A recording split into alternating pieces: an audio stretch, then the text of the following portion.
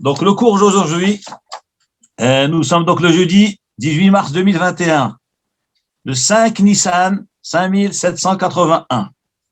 Le thème de cette paracha, ça va être le sens profond des sacrifices. La Torah nous parle d'offrandes dans le temple, dans le Mishkan, dans le sanctuaire, dans le désert. Quel est le sens profond des sacrifices? Mais on va déjà un petit peu comme d'habitude toucher quelques points et après on viendra au sujet essentiel qui est donc le sacrifice. Cette paracha s'appelle paracha de Vaïkra. Il appela.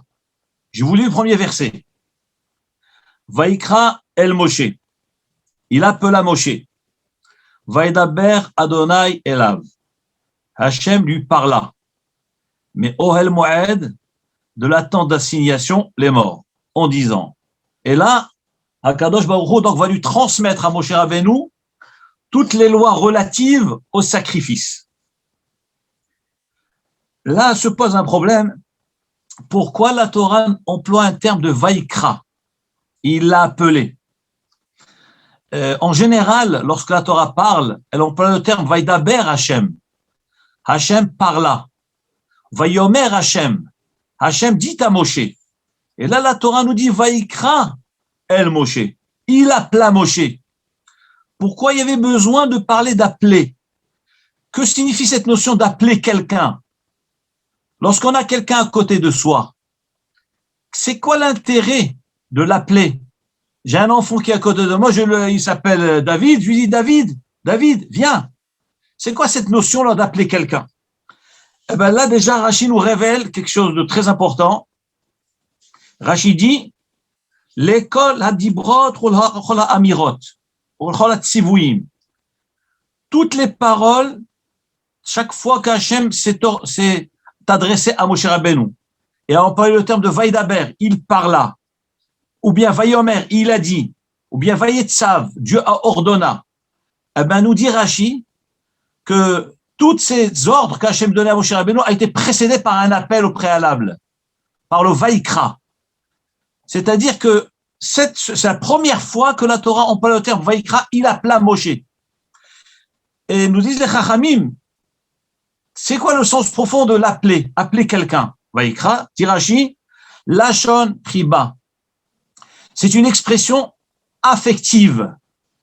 Lorsqu'on aime quelqu'un, on l'appelle. Il est devant nous, à côté de nous, on l'appelle par son prénom. Moshe, viens, je voudrais te dire quelque chose, ou bien tel ou tel nom. Ça veut dire que la Torah a voulu nous montrer que chaque fois qu'Hachem a parlé à Moshe, c'était avec affection et avec amour. Donc chaque fois qu'Hachem lui parlait, et pas seulement ici dans la paracha de Vaïkra, il l'appela, ici le Siftei Chachamim, un grand commentateur de la Torah, nous dit qu'il y a ce qu'on appelle Binyan Av Lechol Torah. Là, nous avons un principe fondamental d'extrapolation pour toute la Torah.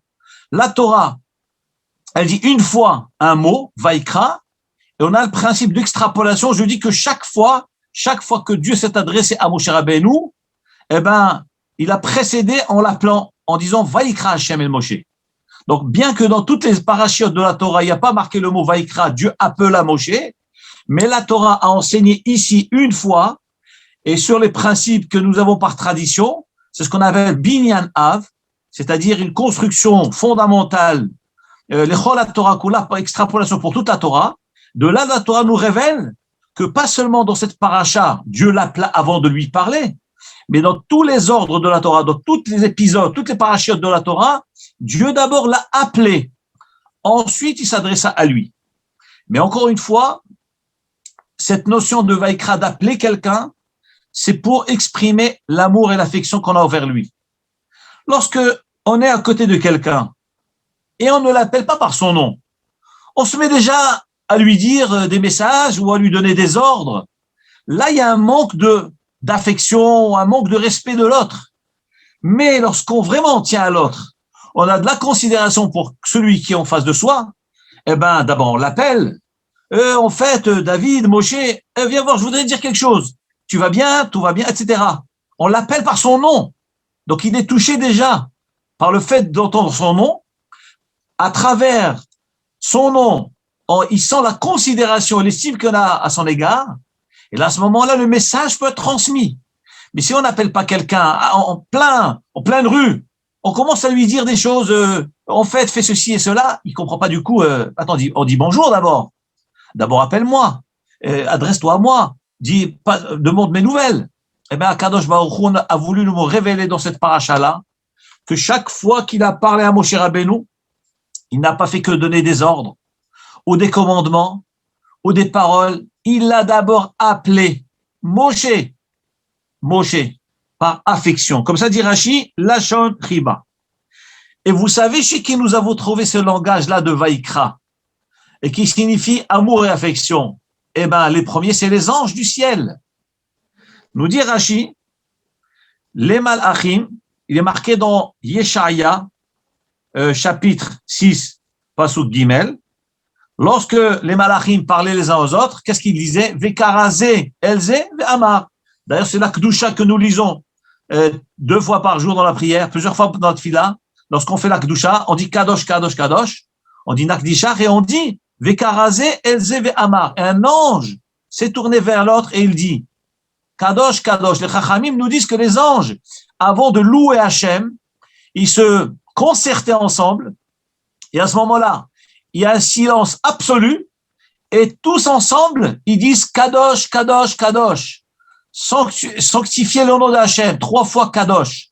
Saint, Saint, Saint. C'est-à-dire que l'union des Malachim se fait en harmonie. Et on voit que là-bas, le prophète a utilisé le terme de Vekarazé Elze. L'un a appelé l'autre et on a dit Kadosh, Kadosh. Donc, nous disent les Chachamim, comme rapporte ici Rashi, que la notion de Vekara, Vaikra, c'est un terme affectif. Et on comprend effectivement dans nos milieux, dans nos sociétés, qu'on ne peut pas s'adresser à quelqu'un avant de l'appeler. Parce que l'appeler, c'est exprimer un certain respect à son égard.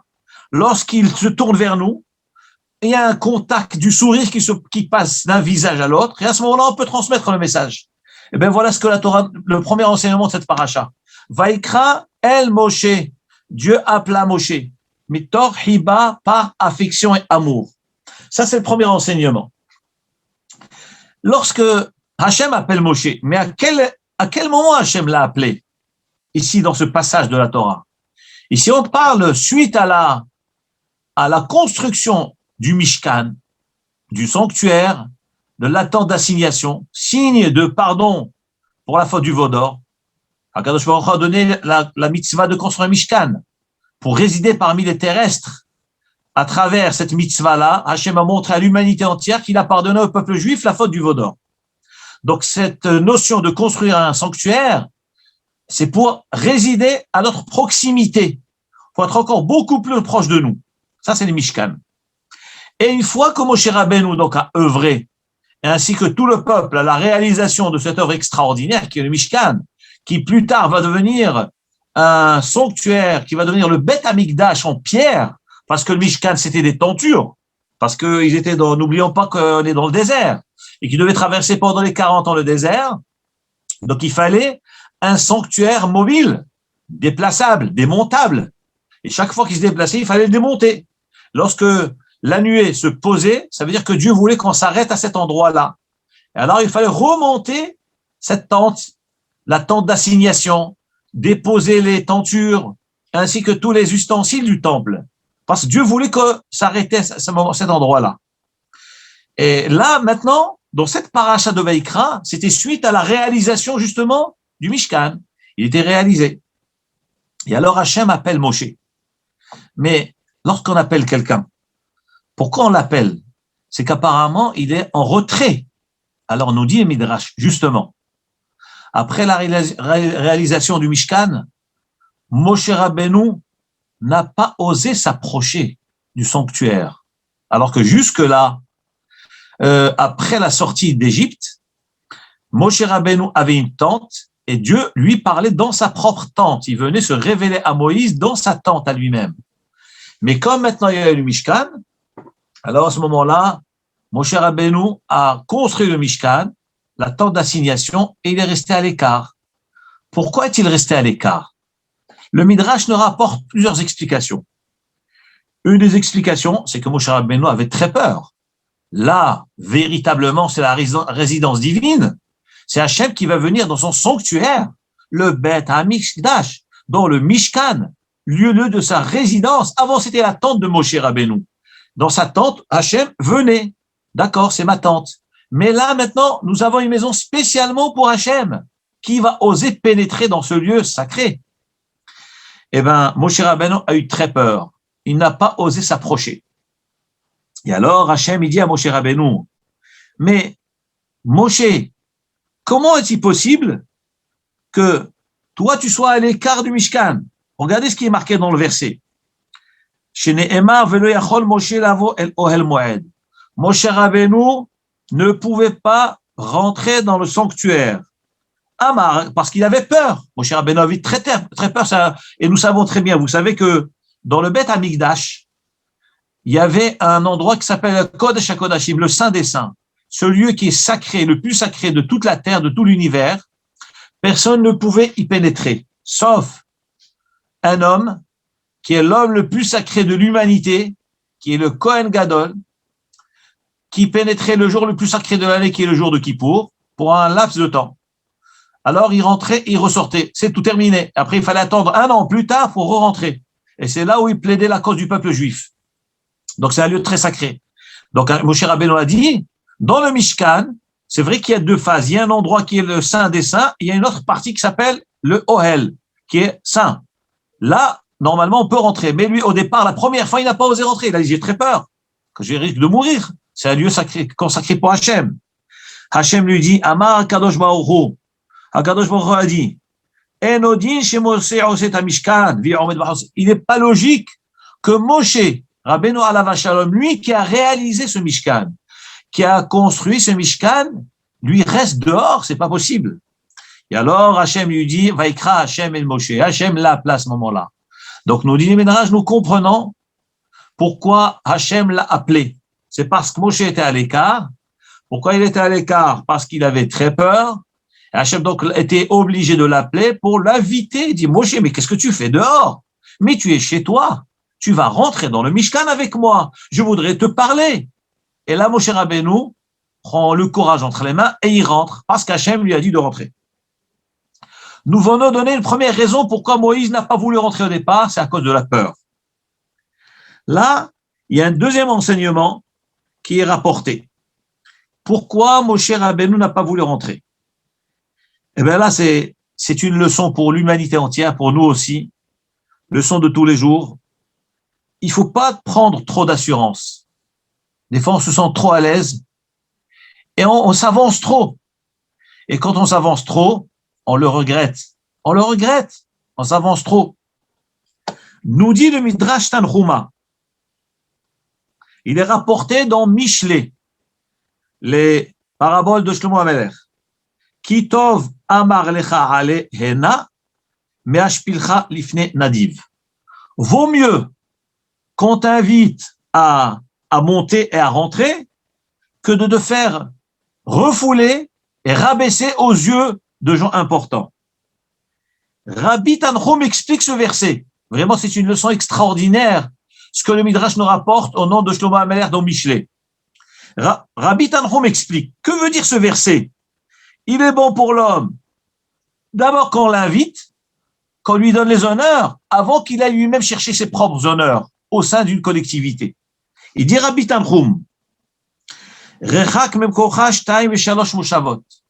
Toi, tu considères, tu prétends que tu mérites un certain respect, un certain honneur. Tu as une certaine place dans une position, sur une estrade importante par rapport à la collectivité. Tu juges que c'est comme ça.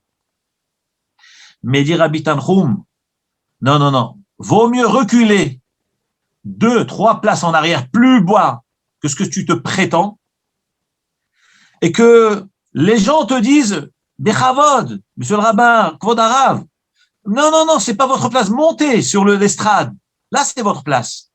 Vaut mieux ça que de prendre l'avance et sans prudence et dégringoler et chas v'shalom trop après risquer d'avoir affaire à quelqu'un qui va peut-être nous rabaisser, nous dire mais excusez-moi, mais c'est pas votre place. Ces places sont réservées pour des gens plus importants que vous. Donc, dit Shlomo HaMelech alav shalom, un homme doit être prudent dans la vie. Même si on se sent important, même si on se prétend fort, riche, et doté de qualité, il faut garder ce recul, ce qu'on appelle la pudeur, la hanava, la discrétion. Vaut mieux que les autres te fassent des honneurs, mais ne te jette pas des fleurs toi-même, parce que ça peut porter préjudice à notre image. Et voilà pourquoi Moshe Rabbeinu n'a pas voulu s'avancer. Qui est pour nous l'homme le plus grand du peuple juif? Qui est pour nous le sauveur de Mitzrayim? Qui est pour nous le sauveur futur, comme dit le Zohar Kadosh? Mashiach. Mais vous savez, dit le Zohar Kadosh, Mashiach qui va, que tout le monde attend. Eh bien, le Zohar dit que la Neshama qui va dans Mashiach, c'est la Neshama de Moshe Rabbeinu. Moshe Rabbeinu qui nous a sauvés à la sortie d'Égypte, le même Moshe Rabbeinu, son âme va revenir dans le corps de Mashiach, et ça sera lui notre sauveur très bientôt à l'époque messianique. On a été sauvés au mois de Nissan, parce que comme le miracle, on est dans le mois de Nissan, c'est Pessah. Nissan vient du mot Nissim, c'est le mois des miracles. Dit la Gemara, Benissan nig'alnu, nous avons été sauvés le mois de Nissan. Benissan atidim nig'al, nous allons être sauvés aussi le mois de Nissan. Donc le même mois, par le même sauveur, par Moshe Rabbeinu, la même chose. Et avec toutes ces qualités que Moshe Rabbeinu avait et a. Et que celui qui nous a amené la Torah, il nous a conduits tout au long du désert pendant 40 ans. Il ne s'est pas prétendu à la hauteur de dire, eh bien moi j'ai des droits. Moi je peux rentrer. J'ai le droit de rentrer dans le Mishkan. Pas du tout. Moshe Rabbeinu est un homme humble. Ish Moshe Anav Me'od, malgré toutes ses qualités. Qui peut se prétendre à la hauteur de Moshe Rabbeinu? Personne, aucun homme sur terre ne peut se prétendre de ressembler à Moshe Rabbeinu. Rien du tout. On est à des années-lumière de Moshe Rabbeinu. Et malgré tout, Moshe Rabbeinu, lui qui est le constructeur du Mishkan, il se recule du Mishkan. Il n'ose pas s'approcher. Il n'a pas réclamé son droit. C'est un dû. Je mérite. C'est moi l'auteur de cette œuvre. Rien du tout. Moshe Rabbeinu te recule à tel point que la Kadosh Baruch Hu lui-même était obligé de dire, mais Moshe Rabbeinu, mais qu'est-ce que tu fais? Mais tout est grâce à toi ici. Le Mishkan, c'est toi. Mais c'est toi le sauveur du peuple juif. C'est ton lieu, c'est ta résidence. Et à ce moment-là, dit la Torah, Vaikra el Moshe. Hachem appelle Moshe. Et là, on comprend bien ce que je vous ai dit tout à l'heure, que la notion de Vaikra, appeler quelqu'un, c'est une expression affective d'amour et de respect à l'égard de la personne qu'on appelle. Pas comme celui qui rentre en pleine discussion, il se met à discuter avec son ami sans le saluer, ni dire bonjour, ni l'appeler par son nom direct. En fait, j'ai quelque chose à te dire. Ce n'est pas la façon, c'est pas des façons de parler. Donc nous voyons à quel point Moshe Rabbeinu était humble. Donc nous avons donné la première explication. Pourquoi Moshe Rabbeinu ne s'est pas avancé à rentrer dans le Mishkan? Parce qu'on a dit il avait peur. Deuxième explication rapportée dans le Midrash Tanchuma, c'est pas une notion de peur, il y avait la peur, mais c'est une notion de discrétion, d'humilité. Moshe Rabbeinu était humble. Il était tellement humble qu'il se demandait, mais ce n'est pas pour moi. Je pense pas que j'ai le droit de rentrer dans le Mishkan. Je ne suis pas à la hauteur. Regardez ce que c'est l'humilité d'un grand homme. Un grand homme connaît sa place.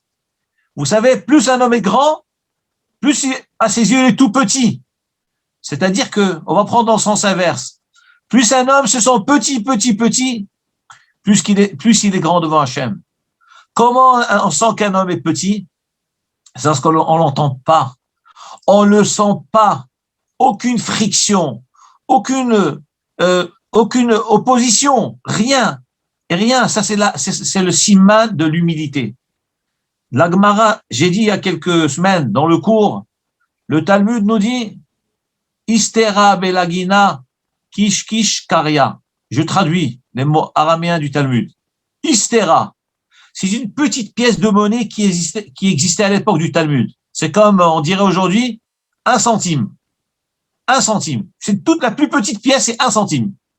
Istera belagina. Le centime dans l'agina, le Talmud dit, c'est une tirelire, une boîte. Istera belagina. 1 centime dans une tirelire. Kish, kish, karia. Elle fait le bruit kish, kish. Lorsqu'on remue la tirelire, elle fait un boucan terrible. Du bruit. Ça cogne dans tous les sens. Dit la Gemara, plus une boîte est vide, plus elle fait du bruit. Plus elle est pleine, plus on l'entend pas. Parce qu'une tirelire, vous allez la charger de pièces, bourrée. On n'entend plus un son. Absolument pas un son. Mais quand on va la lever dans la main, on va voir qu'elle pèse sacrément lourd. Eh bien, nous dit la Gemara, c'est comme ça qu'on repère un homme humble, un homme de valeur. L'homme de valeur, c'est celui qui ne parle pas. C'est pas qu'il n'a pas quoi dire. Il a à dire beaucoup plus que tout le monde. Il a justifié beaucoup plus que tout le monde. Mais justement, la stratégie du Chacham, c'est de se taire et d'écouter et d'observer. Les Talmidei Chachamim, les vrais Talmidei Chachamim, érudits de la Torah, on sent sur eux lorsqu'on les observe. Et surtout, lorsqu'il y a un public. Et très souvent, c'est là où on voit la valeur d'un homme. Lorsqu'il y a du monde, parce que lorsqu'un homme est seul, devant qui il va s'orgueillir? Rien. Il est devant son miroir. Ça n'impressionne personne. Mais là où le son monte à la tête, l'honneur, les honneurs, le kavod monte à la tête du bonhomme, c'est lorsqu'il y a du monde autour. Dans un mariage, dans une choupa, à la choule. Là, on a quelque chose à dire. On veut intervenir. Le Rav a dit quelque chose. Ah non, je discute le Rav. Non, je suis pas d'accord. Mais attends, mais t'as réfléchi un peu? Tu affrontes le Rav. Mais tu es aussi fort que le Rav. Tu sais que lui, il donne jour et nuit de sa vie pour étudier la Torah. Et chaque mot qui sort de sa bouche, il a réfléchi 10 fois. Il fait attention, pas blesser les gens, pas vexer les gens. Toi, tu viens en 1 seconde, tu veux balayer d'un coup de main ce qui veut dire. On a le droit de discuter, mais il y a une hiérarchie, il y a un respect, il y a une façon de faire. Donc ça, moralité, beaucoup de recul. Et pas seulement un rave, pas seulement dans une collectivité, dans toutes les relations humaines, on peut flairer tout de suite la valeur de celui qu'on a en face de soi. Si c'est quelqu'un qui débite, un haut débit, c'est dommage. Dommage, on voit à quel niveau il est. Mais moins il parle, déjà ça devient plus intéressant. C'est que c'est quelqu'un qui réfléchit. Celui qui parle peu, c'est que sa tête travaille. Mais celui qui parle trop, c'est que sa tête travaille beaucoup moins. Ici, la Torah nous révèle quelque chose d'extraordinaire. Vaikra Hashem el Moshe. Hashem appela Moshe. Pourquoi il fallait l'appeler? Parce que Moshe était gêné. Moshe Rabbeinu gêné. Le Gadol adore. Le sauveur dit à Israël gêné. De quoi gêné? Mais là, Israël est là grâce à toi. Le Midrash nous dit qu'une femme en Mitzrayim a mis au monde 600 000 enfants. Le Midrash dit, comment c'est possible? Nous savons bien que chaque femme en Égypte avait 6 enfants en même temps. D'ailleurs, c'est ce que nous allons lire Be'ezrat Hashem la semaine prochaine, le samedi soir prochain, dans la Haggadah. Ovnei Israël paro vayishretzo vayirbo vayatzmo bim od me'od vatimala haaretz otam. Que veut dire ce verset-là que nous lisons dans la Haggadah? C'est un verset dans la Torah qui veut dire, les Israël se sont multipliés, fructifiés, pullulés, bim od, me'od. Et lorsqu'on compte les nombres d'expressions, de définitions pour dire le nombre, nous arrivons à 6.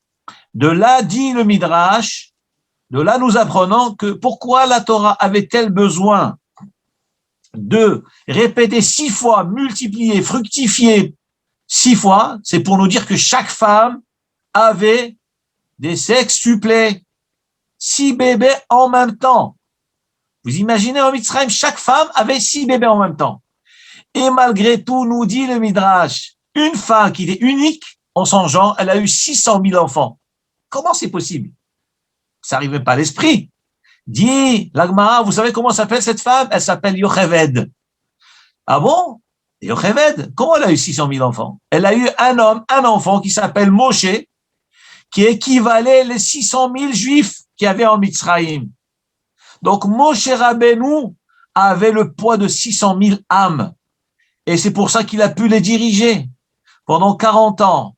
C'est pour ça qu'il a pu les supporter malgré leurs humeurs, leurs difficultés, tout ce qui lui causait comme problème.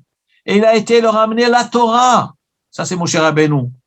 Et cet homme extraordinaire, unique, devant le Mishkan, et c'est lui-même le réalisateur du Mishkan, une fois que c'est fini, au lieu de fêter l'événement, il se met en retrait. Ah non, mais je ne suis pas à la hauteur. Je ne pense pas avoir le droit de rentrer de son lieu sacré. Hakadosh Baruch Hu lui dit, Vaikra El Moshe. Hachem, il l'appelle, il dit, tu montes. Mais tout ce qui est là, c'est grâce à toi, Moshe Rabbeinu. Moralité extraordinaire. Voilà ce que c'est l'humilité. Voilà ce que c'est la valeur d'un homme. Être humble. Et ça, même si on se prétend grand.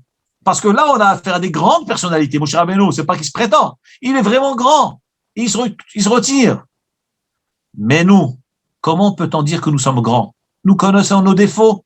Nous savons nos faiblesses. Comment maintenant on veut s'exposer devant les gens et dire que je suis très important? Donnez-moi les honneurs. Non, reste à l'écart. C'est Hachem qui donne les honneurs. Si Hachem veut te donner, ne t'inquiète pas. Ne cherche pas, Hachem te les amènera sur un plateau. C'est Hachem qui donne les honneurs. Donc voilà pourquoi Hachem l'a invité. Donc, première raison pourquoi Moshe Rabbeinu ne s'est pas approché, parce qu'il avait peur du Mishkan. Deuxième raison, parce qu'il était humble. L'humilité de Moshe Rabbeinu. Troisième raison qui est rapportée dans le Midrash.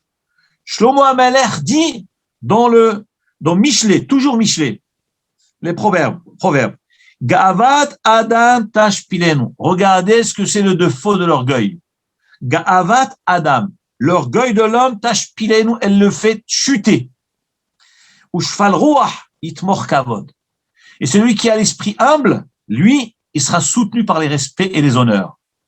Nous avons vu tout au long de l'histoire, tous ceux qui ont cherché les honneurs, qui ont revendiqué des droits, qui ont réclamé les honneurs, ils ont eu des hontes à la fin. Des humiliations aux yeux du monde entier, rabaissés, rejetés.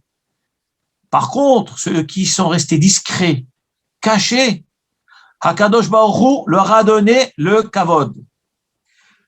Et d'ailleurs, de là sort le principe rapporté dans le Talmud, Kol mi shorodef har kavod, hakavod boriach mimenu. Tout celui qui court derrière les honneurs, derrière les postes importants, parce qu'il veut montrer qu'il est important, alors les honneurs le fuient. Par contre, celui qui fuit les honneurs, l'honneur lui court derrière. Donc on voit, il faut fuir les honneurs. On raconte une fois qu'un homme, il faut pas non plus tricher. On raconte une fois un homme, il est allé voir un rave. Il dit que Kvod Harav, écoutez, j'ai étudié ce Talmud, ce passage du Talmud qui dit qu'il faut fuir les honneurs. Et puis, j'ai fui les honneurs. Tous les jours, je fuis. Mais je vois que les honneurs ne me viennent pas. Et pourtant, le Talmud dit, celui qui fuit les honneurs, les honneurs le poursuivent. Et moi, pourtant, je fuis les honneurs, l'honneur ne me poursuit pas. Comment ça se fait? Il lui dit le rave, tu sais pourquoi l'honneur ne te poursuit pas? Parce que tu te tournes pour voir s'il est derrière toi. Au moment où tu fuis les honneurs, tu regardes ce qu'il est derrière. C'est-à-dire, c'est une leçon extraordinaire. Des fois, on peut se prétendre humble, mais au fond de nous-mêmes, c'est le plus grand orgueil. Très souvent, on voit des gens qui expriment leur qualité aux yeux des gens. On dit, écoutez-moi, non, vous savez, je réclame rien du tout, je demande rien du tout. Mais pourquoi tu le dis? Pourquoi tu le dis? Tais-toi, garde-le pour toi.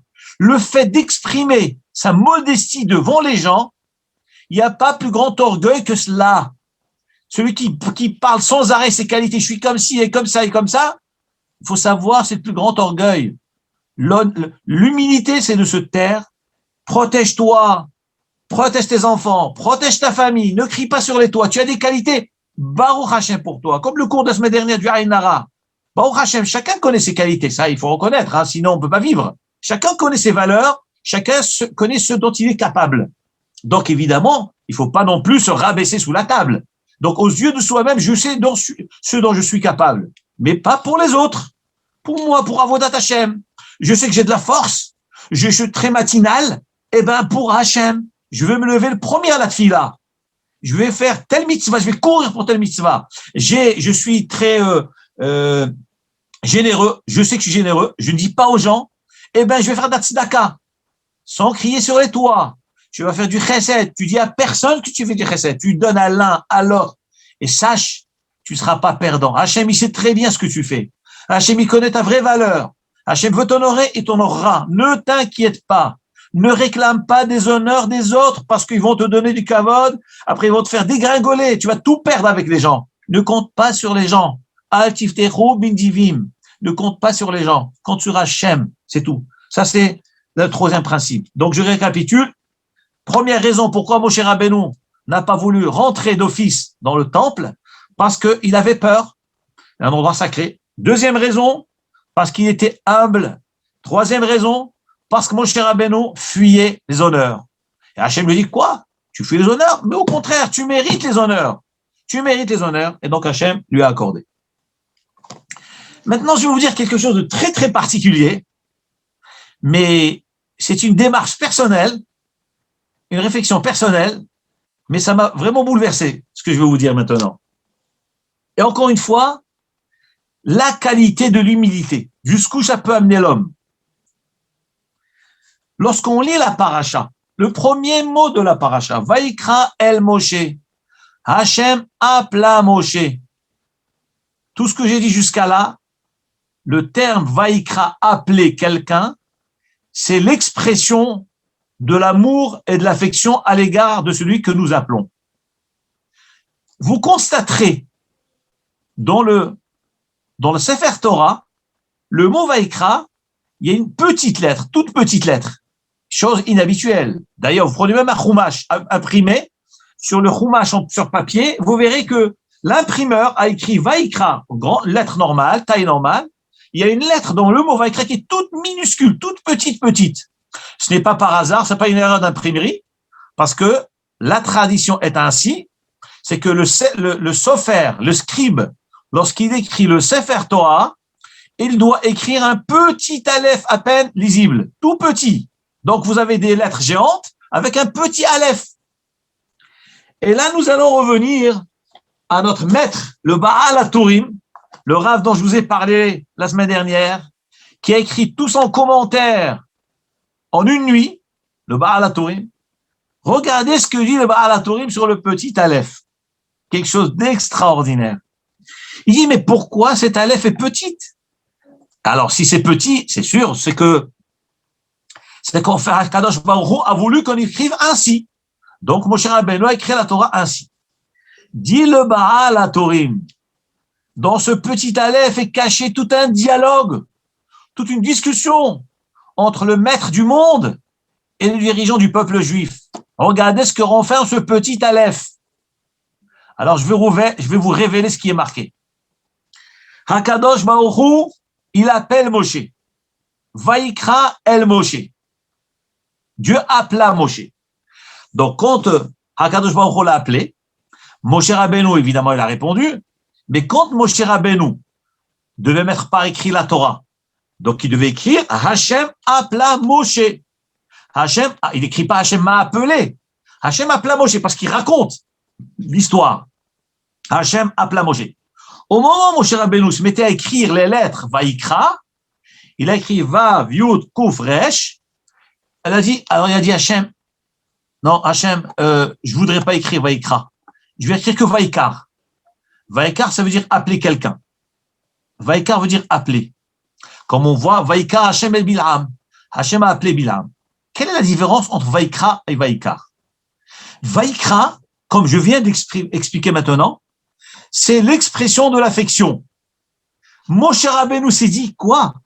Moi, je vais écrire dans la Sainte Torah que Hachem m'a appelé et qu'Hachem il m'aime et qu'Hachem me donne de l'importance et de la considération. C'est vrai que je n'ai rien demandé, moi, Hachem. J'ai rien demandé.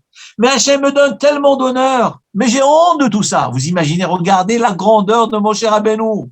Non seulement il ne réclame pas, on lui donne les honneurs, mais il veut pas, il le fuit. Il dit quoi? Je vais écrire dans la Torah une Torah sainte que toute l'humanité va lire, et le peuple juif va lire tout au long des générations. Vaïkra el Moshe. Il appela Moshe. Quoi, les gens vont voir qu'Hachem me donne du kavod, et que je mérite ce kavod. Mais moi, je suis rien. Je ne suis rien. Je ne peux pas écrire ce mot, Vaïkra. Je ne peux pas écrire ce mot. Qu'est-ce qu'il a voulu faire? Il a voulu écrire Vaikar, qui signifie, Vaikar, ça vient du mot mikré, coïncidence, occasionnellement. Vaikar el Moshe, il appelait occasionnellement Hachem appela Moshe. Donc ça réduit la chose. Hachem lui a dit, non, je ne veux pas que tu enlèves le Aleph. Toi, moi, je te demande d'écrire Vaikra pour montrer l'appel, je t'appelle l'appel affectif. Toi, tu veux enlever le Aleph. Tu veux rendre comme si j'étais appelé simplement et que je te donne pas d'honneur et que tu mérites pas les honneurs. Pas du tout. Tu vas écrire Vaikra avec Aleph. Et donc, Moshe Rabbeinu était contrarié. Mais comment faire? Comment faire? Écrire, c'est trop de kavod pour moi. Ne pas écrire, c'est désobéir à Hachem. Alors, ce que je vais faire, je vais écrire un tout petit Aleph. Un tout petit Aleph. Et qu'est-ce qu'on a avec un petit Aleph? On a gagné que, en gros, je vois que le mot Vaikar. Et quand on s'approche plus, on voit Vaikra. Il y a effectivement le mot Vaikra. Mais les lettres qui flashent, Vaikar. Donc Hachem, il a dit Moshe Rabbeinu, Hachem va pas dire que j'ai pas écrit ce qu'il m'a demandé. Il m'a dit d'écrire Vaikra. Ben voilà, j'ai écrit Vaikra. J'ai écrit Vaikra. Mais au moins, il y a le Vaikar en grand. Nous dit le Midrash, regardez la Hanava de Moshe Rabbeinu. C'est pour ça que Moshe Rabbeinu, pour ne pas désobéir à Hachem, il a écrit le petit Aleph pour montrer, je ne veux pas de kavod, même le kavod qu'Hachem me donne, le maître du monde, qui me le donne sincèrement, c'est certain, parce que dans le monde, il y a des gens qui vous font des honneurs. Mais c'est de l'égoïsme, c'est de l'hypocrisie. On a besoin de vous. On vous fait du kavod. Et puis on vous poignarde par derrière. Devant vous, on fait le gros sourire jusqu'aux oreilles. Et tout ce qu'on vous parle de vous contre vos patrons et vos amis et vos familles. Mais c'est terrible ce qui se passe dans le monde. On est dans un monde noir, terrible. La haine qu'il y a dans le monde. Déjà, des fois même des gens qu'on côtoie tous les jours. Des gens qui ont dit bonjour et on échange. Mais quand on découvre ce qu'il dit sur nous, mais on est sidéré. C'est impossible. Comment une haine pareille peut exister dans le monde? Là, Hakadosh Baruch Hu, il donne du kavod à Moshe Rabbeinu. Kavod honnête, kavod sincère, kavod mérité. Et malgré tout, Moshe Rabbeinu, il écrit un petit Aleph. D'accord, Hachem. Ok. J'ai marqué un petit Aleph pour montrer, voilà, j'ai pas désobéi, j'ai marqué Vaikra, tu m'aimes. Voilà. Rabotai, chers amis, regardez ce que j'ai trouvé dans le Midrash. Après avoir lu ce Baal HaTurim, cet enseignant Baal HaTurim, c'est le Baal HaTurim qui dévoile tout ça. Regardez ce que j'ai trouvé dans le Midrash de Parashat Kitissa. La paracha de Kitissa, c'est la paracha dans laquelle Moshe Rabbeinu a été plaidé la cause du peuple juif qui avait fait le veau d'or. Et après toute la longue discussion, pendant 120 jours au mont Sinaï, au sommet, 40 plus 40 plus 40, il redescend à la fin des 120 jours, Hachem lui annonce, c'était le jour de Kippour, Hachem lui annonce, Salah Sikidvarecha, je te pardonne. Je pardonne au peuple juif comme tu l'as demandé. Nous dit la Torah, dans Parashat qui dit ça, que lorsque Moshe Rabbeinu est descendu du mont Sinaï, les gens ne pouvaient plus le regarder. Pourquoi on ne pouvait pas le regarder? Ki karan or pene Moshe. Car la face de Moshe Rabbeinu était rayonnante, un éclat de lumière incroyable, plus qu'un soleil. Et aucun juif ne pouvait le regarder en face. Et à cause de cela, Moshe Rabbeinu, il était obligé, depuis ce jour-là, il était obligé de mettre un rideau sur son visage lorsqu'il s'adressait au peuple. Lorsqu'il s'adressait au peuple d'Israël, après sa descente du mont Sinaï, il était obligé de se couvrir pour leur parler. Parce que il ne pouvait pas s'adresser à eux, les gens ne pouvaient pas le regarder. Et Kikaral or pene Moshe. Et d'ailleurs, il me semble, je ne sais pas où, il y a une statue qui a été faite, je pense par des goyim, je crois Michel-Ange, une statue de Moïse, saisissant les tables de la loi dans la main. Et il a gravé, sculpté évidemment, c'est pas la vraie image, mais c'est un symbole biblique, sculpté avec deux cornes, deux rayons. En réalité, c'est des rayons de lumière, parce qu'il y a marqué Korah Pene Moshe. Mais en réalité, c'est que tout son visage était rayonnant. De son front, il y avait une lumière qui jaillissait. On ne pouvait pas le regarder. On ne pouvait pas. Les gens tremblaient de lui, et donc on ne pouvait plus parler à personne. Donc il était obligé de mettre chaque fois le rideau devant lui pour pouvoir, un voile devant lui, pour pouvoir s'adresser au peuple. Regardez ce que dit le Midrash Tanchuma, dans Parashat Kissa. Comment Moshe Rabbeinu a eu cette lumière, cette sainteté qui jaillissait de lui au point que personne ne pouvait le regarder. Je vous lis le Midrash. Moshe Rabbeinu, Rav ou Shmuel Amar. Rav ou Shmuel disent, Katav, une seconde, voilà. Katav Moshe Rabbeinu et la Torah. Lorsque Moshe Rabbeinu a écrit la Torah, lorsqu'il est arrivé à la paracha de Vaïkra, la paracha de Vaïkra, il a écrit Vaïkra El Moshe, et dit Rav ou Shmuel, ils disent, lorsqu'il a écrit Vaïkra, il a écrit un petit aleph. Et donc, dans sa plume, il lui est resté de l'encre du aleph. Normalement, il était censé écrire un aleph normal, taille normale. Donc, il restait une minime quantité d'encre noire dans sa plume de Moshe Rabbeinu. Cette plume-là, cette encre qui est restée, Moshe Rabbeinu a dit, qu'est-ce que je vais faire de ça? Mais évidemment, il y a plein de questions qu'on peut poser. Mais pas pour le moment, je ne vais pas rentrer dans toutes les questions. Dit le Midrash Tanchuma, Moshe Rabbeinu a récupéré le reste de l'encre de Aleph, il l'a mis sur son front. Il l'a mis sur son front. Dès qu'il l'a mis sur son front, son visage est devenu rayonnant, jaillissant de lumière extraordinaire que personne ne pouvait regarder. Voilà, le Midrash s'arrête là. Je me suis demandé, mais quel est le sens de ce Midrash? Que veut dire ce Midrash-là? Quoi, il a mis de l'encre? Et alors, cette encre-là, ça fait cette lumière. Regardez ce que Minash Shamaim, j'ai pu comprendre. Vous savez que le petit Aleph, c'est quoi? C'est le fait de se réduire à petit. C'est l'humilité de Moshe Rabbeinu. Donc, lorsqu'un homme se cache, il est distinct, il est réservé, il est discret. Alors, à cause du petit Aleph, il va rester de l'encre. Mais qu'est-ce qu'on va faire avec les honneurs qui restent? Puisque Hachem voulait que tu fasses un grand Aleph. Il y a des honneurs, mais toi, tu le refuses. Nous dit le Midrash, Moshe Rabbeinu a pris ces résidus-là, il l'a mis sur son front, et il a eu le plus grand honneur qu'un homme peut avoir sur cette terre-là. Ça veut dire quoi? La moralité que je révèle là, c'est que lorsqu'un homme est humble, il croit avoir perdu. J'ai perdu de l'encre, de ce Aleph. J'aurais dû écrire un grand Aleph, que tout le monde le voie. Aleph. Et d'ailleurs, voilà ce qui m'arrive à l'esprit, Maneshama me dit de vous dire. Le mot Aleph, c'est quoi? Pourquoi la lettre Aleph s'appelle Aleph? Le traité de Shabbat, page 104, côté B nous dit, Aleph, c'est Aloufo Shel Olam. Aleph veut dire un chef, un roi, un puissant. Et le Aleph, c'est Hachem. Aleph, Bet Gimel. Hachem s'appelle Aleph parce qu'il est Aloufo Shel Olam. C'est le plus fort du monde, le puissant du monde, le tout puissant. C'est Aleph. Lorsqu'un homme écrit le grand Aleph, la prononciation de Aleph veut dire je suis le grand, moi. Ah, tu veux te comparer à Hachem? Ah, tu es un Dieu, tu veux te comparer à Dieu? Mais t'es qui, toi? Mais t'es rien, tu es une poussière. Mais tu es rien du tout.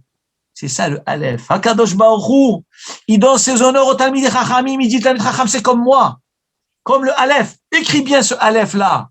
Et d'ailleurs, Rabbi Akiva lui-même a dit dans un enseignement de Masechet Rolin, Et Hashem Elokecha Tira. Tu craindras Hashem ton Dieu. Et, c'est pour inclure les Talmid Chachamim. Hakadosh Baruch Hu, il les met au même niveau que lui.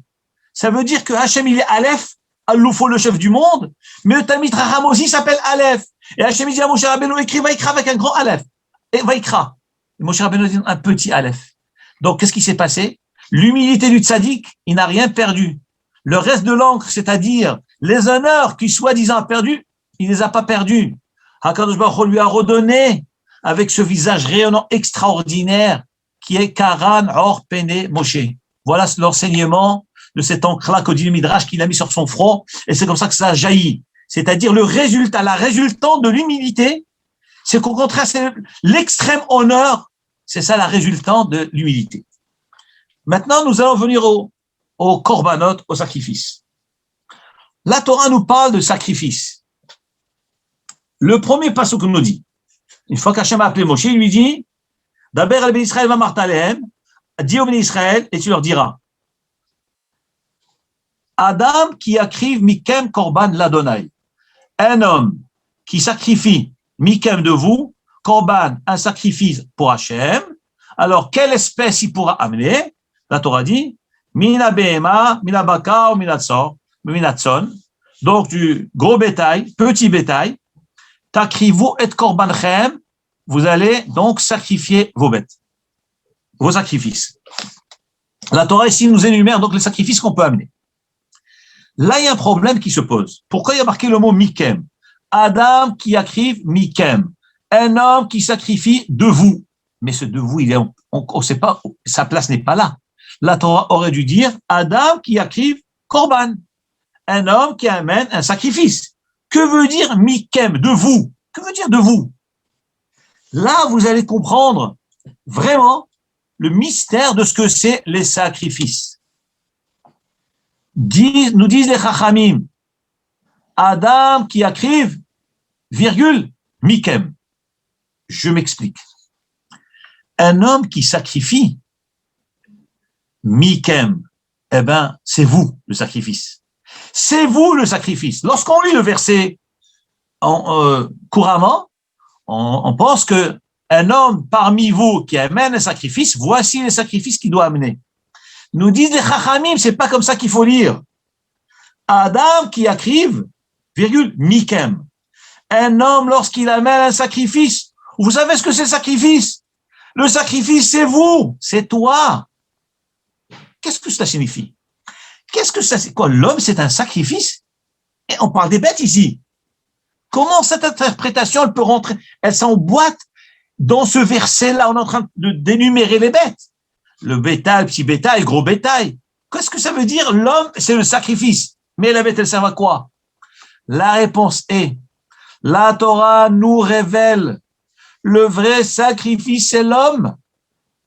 Qu'est-ce que ça veut dire sacrifice? On va aller direct. Sacrifice, c'est-à-dire un abattage rituel. C'est-à-dire que si on n'a pas peur de dire les choses clairement, c'est que l'homme doit mourir. L'homme, ces sacrifices, pourquoi on les a amenés? Parce que l'homme a commis des fautes. Que veut dire fauter? Ça veut dire se révolter contre le maître du monde.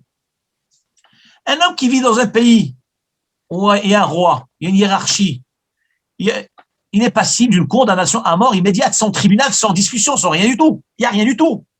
Dans nos pays, nous qui avons, je ne vais pas rentrer dans les détails, dans les pays dans lesquels on a grandi, on a vécu, on sait, lorsque il y a des condamnations qui arrivaient, quand c'était contre le roi directement, c'était immédiat. Il n'y avait pas de discussion. Imaginez-vous, l'humain, créé par Dieu, Hakadosh Baruch Hu lui a donné la vie, lui a donné la santé, lui a donné les enfants, la parnassa, la simcha, le bonheur.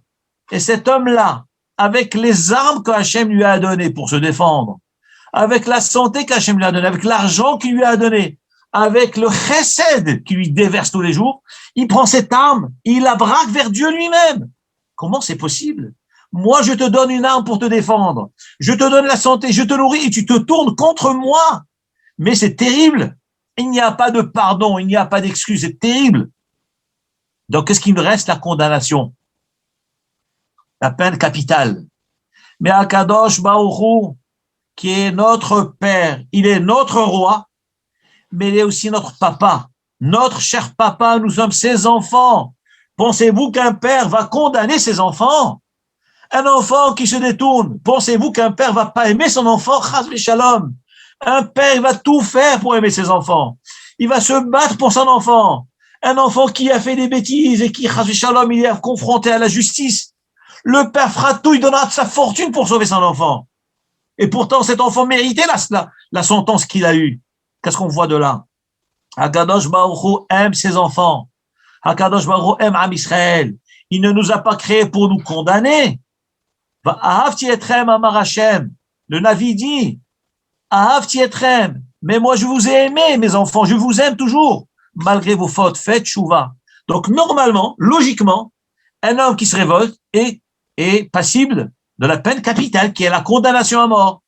Hakadosh Baruch Hu dit, tu as fauté. Ok. Amène un sacrifice. Fais tchouva, je te pardonne. Nous dit la Torah, nous révèle la Torah. Adam qui yakriv, un homme lorsqu'il amène un sacrifice. Le mot yakriv, écoutez ça. Le mot yakriv qui veut dire approcher, ça vient du mot karov.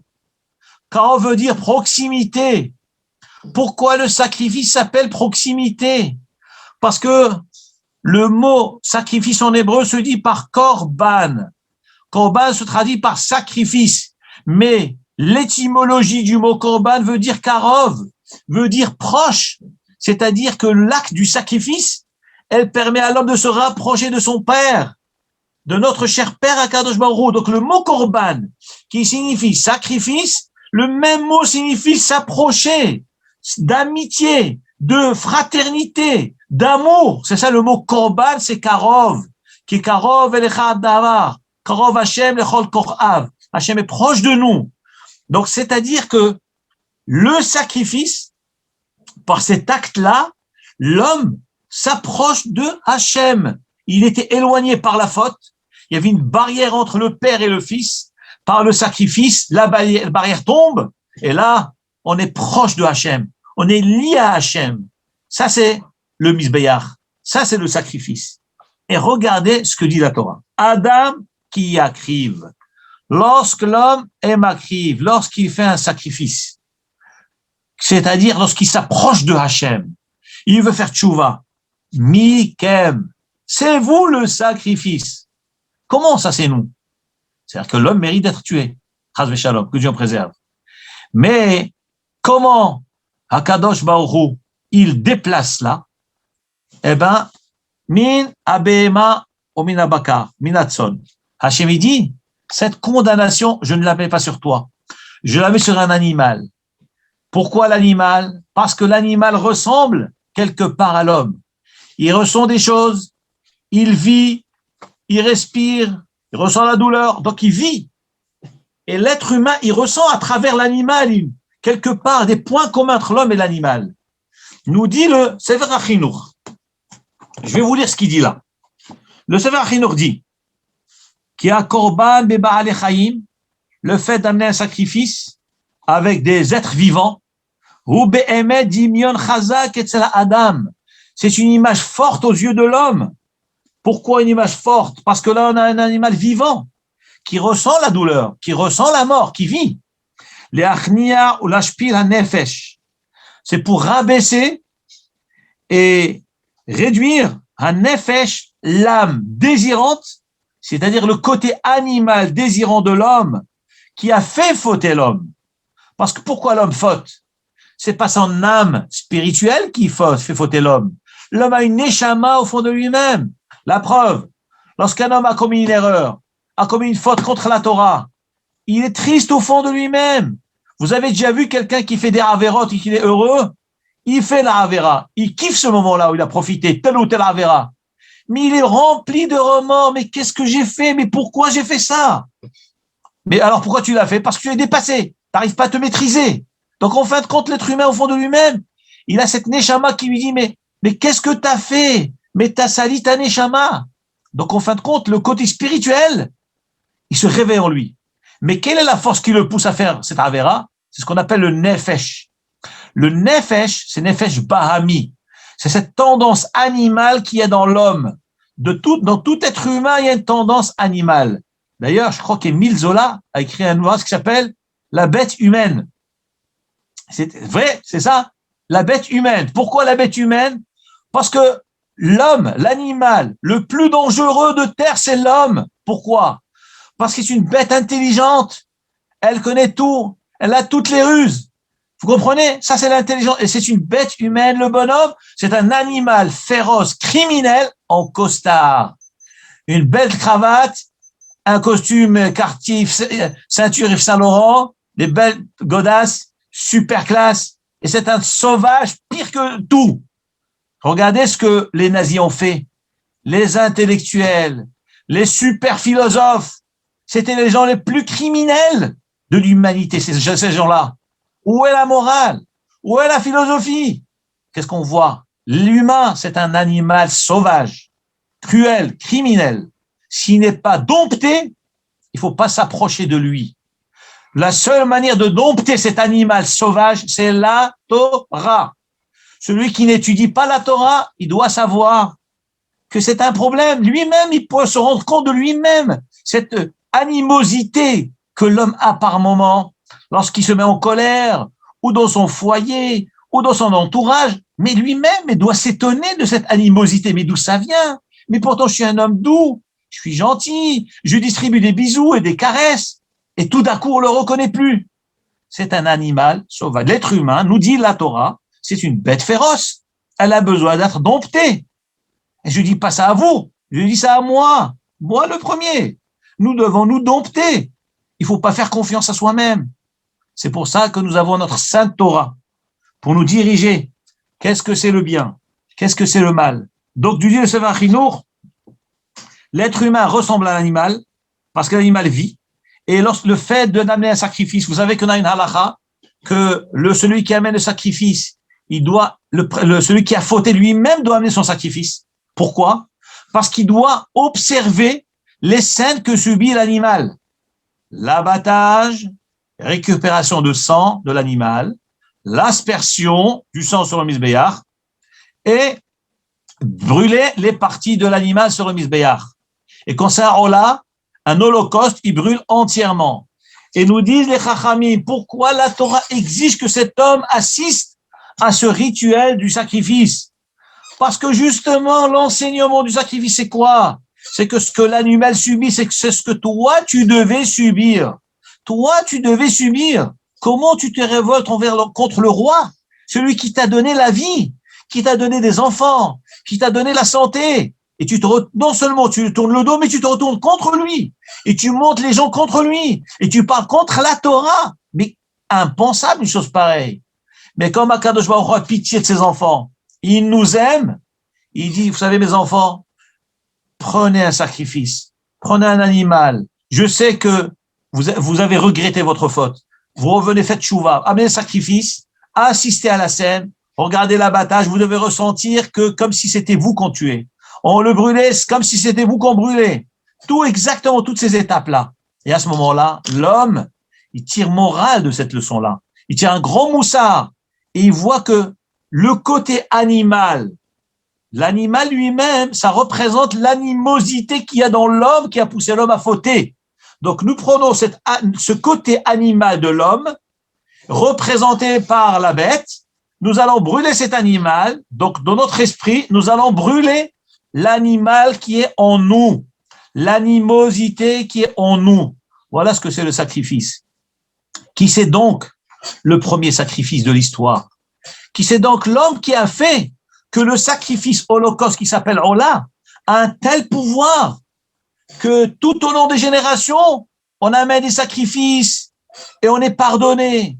On amène des sacrifices et le monde se maintient grâce aux sacrifices, comme la Gemara dit. Que le monde tient grâce au Mahamadot. Mahamadot, c'est les sacrifices. Pendant que les Kohanim avaient les sacrifices, les bénis Israël devaient donc prier et faire pendant ce moment-là. Donc le monde tient grâce au sacrifice. D'où ça vient, cette notion de sacrifice? Ça vient de notre patriarche Yitzhak alav shalom. Yitzhak Avinu. Lorsqu'Hachem lui a dit, prends ton fils, va aller où le Ola, monte-le comme holocauste, brûle-le sur le Mizbeach. Nous dit le Midrash, Avraham Avinu a été avec Yitzhak, ce jeune homme âgé de 37 ans. Il aurait pu se révolter. Il a dit, quoi? Tu veux me sacrifier? Tu veux m'égorger? Pourquoi? J'ai le droit à la vie. J'ai le droit de vivre. Je ne me suis même pas encore marié. Yitzhak Avinu alav shalom a compris, a reçu le message de son père, Avraham Avinu, que Hachem lui a ordonné de faire cet acte-là.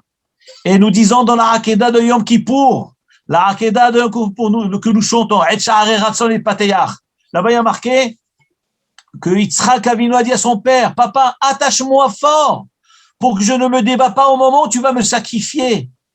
Et il a marqué que tous les deux pleuraient, Velev Sameyach, Aïn Vemar Bocha. L'œil pleurait avec amertume, Velev Sameyach, et le cœur était joyeux de réaliser, je donne ma vie pour l'amour de Hachem. Je donne ma vie pour l'amour de Hachem.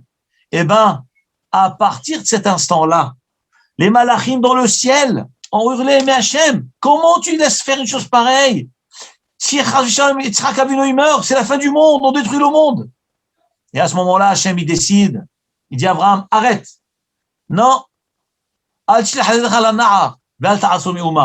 Ne touche pas cet enfant-là. C'est quoi Vel ta'aslo me'uma? Il y a marqué Al tishlach yadecha. N'envoie pas ta main vers l'enfant, ça ne l'égorge pas. Pourquoi il y a marqué Ve'al ta'aslo me'uma et ne lui fait rien? Mais c'est une répétition. Nous disait Chachamim, Abraham Avinu était tellement avec amour avec Hachem. Il a dit Hachem, d'accord, tu veux pas que je fasse. Alors laisse-moi au moins le faire saigner. Laisse-moi le blesser. Hachem a dit, même ça, je ne te permets pas. Pourquoi Hachem n'a pas permis? Parce qu'Hachem voulait juste mettre à l'épreuve Abraham. Il dit, Abraham, moi, j'ai voulu te mettre à l'épreuve. Je ne t'ai pas dit de l'égorger. J'ai dit, Ha'alehu le'ola, fais-le monter comme holocauste. C'est quoi faire monter? Il lui a pas dit de l'égorger, il lui a dit de le monter. Tu l'as monté, maintenant, je te dis de le redescendre. Voilà ce qu'Hachem lui a dit. Donc, tu le redescends maintenant. Et Hachem lui dit, Ata, il dit, maintenant je vois, qui est Ere Elohim Ata. Là, je vois que tu me crains et que tu n'as pas épargné ton fils unique. Maintenant que je vois que tu me crains, j'ai pas besoin que tu tues mon fils pour le prouver. Je vois que tu l'as fait. Donc, dans le ciel, c'est considéré comme si Yitzhak a été égorgé. Et sachez, chaque année à Kippour, à Rosh Hashanah, avant de sonner le chauffard, nous disons un Yiratson. Ce Yiratson-là, nous le disons aussi tous les jours. Prenez le Sidour, Tfilat Raphaël, vous verrez à côté d'un passouk où c'est marqué Veshahat Toto, avant les korbanot, on dit Yiratson, que le FR, que le cendre de Yitzhak Avinu puisse monter devant toi, que ça soit un souvenir. Tout le monde demande, mais quelle cendre? Mais pas eu de cendre. Yitzhak n'a pas été abattu. Il n'a pas été brûlé sur le Misbéach. Nous disent les Chachamim, par le fait que la volonté était là, une volonté parfaite, eh ben, dans le ciel, ça a eu un impact, qu'il y a eu des cendres du sacrifice de Yitzhak sans qu'il meure. Vous imaginez ce que ça veut dire? Ça veut dire que dans le ciel, oui, il y a un sacrifice. Oui, il y a eu un mort. Il y a eu la shrita. Il y a eu un sacrifice parfait. Et Yitzhak est resté quand même vivant. Et chaque fois qu'Akadosh Baruch Hu est en colère avec Am Yisraël, Chas v'Shalom, il regarde les cendres de Yitzhak, il dit, ah, c'est des descendants d'Yitzhak, je ne peux pas faire mal à Israël, je leur pardonne. Les cendres, mais quelles cendres? Le cendre, c'est le cendre de la volonté. Donc, le résultat de la volonté, c'est réellement un acte. Et pourtant, c'est une pensée. L'acte, c'est le sacrifice. Il n'y a pas eu d'acte. Il y a eu quoi? Il y a eu l'intention. Donc, nous voyons de là, l'intention est un acte réel qui a un impact dans le temps et l'espace, qui reste une éternité à jamais. Et c'est sur cet acte, cette pensée-là, cette intention-là, que chaque année à Kippour, Hachem regarde les cendres. Et pas seulement chaque année, chaque jour, Hachem regarde les cendres de Yitzhak Avinu. Vous imaginez la puissance de ce que c'est l'intention. Eh bien, le sacrifice, c'est de là est venu le pouvoir de l'Holocauste. Que puisque Yitzhak Avinu a donné cette force, il s'est sacrifié et ça a un impact dans le temps et dans le monde. Eh bien, Hachem a dit dorénavant, tout celui qui amène un sacrifice, un holocauste, eh bien, ses fautes seront pardonnées en se basant sur la puissance, la locomotive qui était donc Yitzhak Avinu alav Hashalom. Ça, c'est quelque chose d'extraordinaire. Là, nous arrivons à la fin du cours. C'est à vous maintenant de parler. Si vous avez des questions à me dire, avec grand plaisir. Bonsoir, Avarion. Chazak Baruch. Erev Tov, monsieur Abadi. Erev Tov. Merci beaucoup. Toujours un plaisir. J'aurais une question, oui, s'il vous plaît. On apprend que lorsqu'on amenait les corbanotes sur le Mizbeach, on mettait du sel dessus. Quelle est l'importance du sel? Qu'est-ce que c'est le sel? Pourquoi le sel? Pourquoi est-ce qu'on trempe le pain dans le sel aussi le Shabbat ou les jours de fête, etc. Quand on fait motzi? C'est quoi le sel?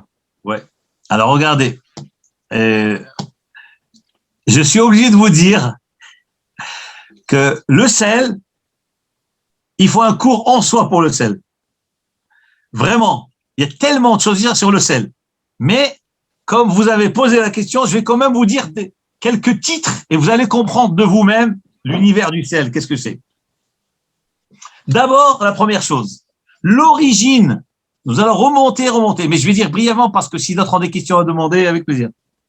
La notion du sel, nous disent les Chachamim, que Kadosh Baruch Hu, lors de la création, Veruach, et l'air soufflait al pnei hamaim, sur la surface de l'eau. Comme il est marqué dans Bereshit, Bereshit bara Elohim l'Hashem et haaretz. Va'aretz hayta tohu vavohu, la terre était tohu bohu, veruach Elokim merachefet al pnei hamaim. Et le souffle de Hachem soufflait sur la surface de l'eau. Ensuite, Hakadosh Baruch Hu a séparé les eaux. Il y a marqué, Vayavdel Elokim. Hachem a séparé les eaux, d'où il y a eu ce qu'on appelle Maim Elyonim, Maim Tartonim. Les eaux d'en haut et les eaux d'en bas. Pourquoi Kadosh Baruch Hu a séparé les eaux?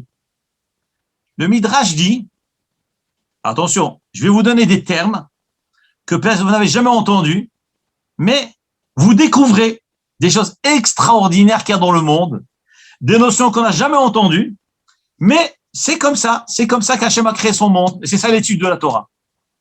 Dit le Midrash que dans les eaux, il y a ce qu'on appelle mâle et femelle. Zachar unkeva. Comme l'homme et la femme. Dans toutes les espèces qu'Hachem a créées dans le monde, il y a mâle et femelle. Et le Midrash dit que dans le monde, lorsqu'il y a eu un remue-ménage entre les eaux mâles et femelles, Hakadosh Baruch Hu a séparé, parce qu'il s'est dit, si on laisse les eaux agir dans le monde, ils vont détruire le monde. Donc on va les séparer. Et d'ailleurs, comme cette notion, nous voyons avec le Léviathan, le Léviathan. Au départ, il y a marqué, Hachem a créé des Taninim Agdolim, des Taninim pluriels. Et après, il y a marqué Taninam, un Léviathan, Taninam sans le Yud, qui se dit singulier. Le Midrash dit, mais pourquoi une fois c'est marqué pluriel, et une fois c'est marqué singulier? Dit le Midrash, comme Rachid le rapporte, que Hachem a vu qu'il y avait un Léviathan homme, mâle et femelle, et que si Hachem allait laisser, ils allaient inonder le monde de reproduction, ils allaient détruire le monde. Hachem a pris il a tué, il a réservé pour la Hatid Lavo, pour les tzadikim. C'est ça le Orosh el Léviathan. Qu'Hachem, la chair du Léviathan, Hachem l'a tué, il l'a salé, il a conservé pour le tzadikim la Hatid Lavo. Évidemment, tous ces enseignements-là, c'est très très profond. Qu'est-ce que ça veut dire qu'Hachem il a créé, il a tué, il a salé, les tzadikim, etc. Et d'ailleurs, la soukha que nous avons après, c'est soukha Orosh el Léviathan. On va tous se protéger sous la peau du Léviathan. Ce Léviathan-là, la Hatid Lavo. Donc, on voit ces notions de force mâle-femelle. Hachem a séparé les eaux. Maintenant, les eaux d'en bas se sont plaintes devant Hachem. Ils ont dit Hachem, mais pourquoi tu nous as mis en bas? Nous, on veut rester avec les autres ensemble. Ils étaient tristes, ces eaux-là. Hakadosh Baruch Hu leur a dit, ne vous inquiétez pas. Je vais vous récompenser. On aura besoin de vous pour les Mizbeach. Chaque fois que les bénis Israël vont faire un sacrifice, ils devront amener le sel. Et le sel, il vient des eaux d'en bas, des océans, des mers. Et comme ça, Kakadosh Baruch Hu a consolé les eaux d'en bas. Maïm Tartonim. Donc voilà comment ça a démarré. Donc pourquoi nous mettons le sel? Parce qu'Hachem a promis aux eaux d'en bas, puisqu'il les a séparés, pour les consoler, il leur a dit, on aura besoin de vous pour les corbanotes. Première explication. Je vous rajoute ou ça va? Encore un peu pour donner du goût. Pour mieux saler les choses. Hein. Pour mieux saler les aliments. OK. Mais pas trop de sel, hein, pas trop. Et il y a marqué concernant le sel. La Gemara dans le traité de Brachot, page 40, côté B. La Gemara nous dit, nous avons un minhag de mettre le sel à table, comme nous allons faire demain soir, Erev Tel El Shabbat, et ainsi que tous les repas. Pourquoi il faut mettre le sel? Parce qu'il y a marqué dans la Torah, Brit Melach. Le sel s'appelle l'alliance du sel. L'alliance du sel. J'étais à Genève, à la Migros. J'ai été observer le sel, la date de péremption. Il y a marqué sur la boîte de sel, regardez, de Migros, illimité. Il n'y a pas de date. C'est le seul produit qui n'a pas de date limite. Incroyable, ça m'a choqué, mais ça m'a donné une joie immense. Regardez demain à Migros, si vous voulez, sur les boîtes de sel. Et je me suis dit, regardez, c'est ce qui est marqué dans notre Sainte Torah. Brit Melach, pourquoi le sel s'appelle l'alliance du sel? Parce que Akadosh Baruch Hu a fait une alliance que le sel ne pourrit jamais. Le sel ne se détériore jamais. Et Am Israël est comparé au sel. Akadosh Baruch Hu leur dit, je vous donne mon alliance, l'alliance Melach, la science du sel. De la même manière que le sel ne pourrit jamais, Am Israël sera toujours éternel. Il sera toujours là, Am Israël. Et pourquoi nous mettons le sel à table? C'est parce que, dit Tosfot, dans Masechet Brachot, page 40, Amoud Bet, côté B, lorsque les bénis Israël sont assis à table, ils ont fait Netilat Yadayim, ils attendent que le Baal HaBayit arrive, parce que tout le monde fait Netila, l'un après l'autre. Et à cet instant-là, dans le ciel, il y a une accusation dans le ciel contre le peuple juif d'Hachem. Mais regarde tous ces gens, regarde ces familles. Elles sont heureuses. Tu leur as donné une belle table, tu leur as donné à manger, et ils se passent un instant sans parler de paroles de Torah. Comment c'est possible? Vous imaginez? Regardez la force de l'accusation dans le ciel. Comme l'histoire du Aïn Hara que je vous ai dit la semaine dernière. Il y a une force dans le ciel qui s'appelle le Mekatreg. Et lorsqu'on passe un moment sans parole de Torah, sans sanctifier, et pourtant, on n'est pas en train de jouer au casino, Chavi Shalom. On est en train d'attendre le maître de maison. Il est en train de se laver les mains. On fait pas de bêtises. Par politesse, on attend. Et malgré tout, dit Tosfot que dans le ciel, il y a une accusation.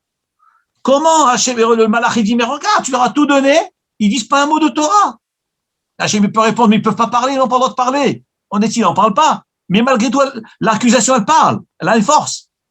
Alors, dit le Tosfot, la rigueur se réveille à ce moment-là, mais quand Hachem, il voit le sel sur la table, il se souvient, Brit Melach, j'ai promis à mes enfants qui sont comme le sel.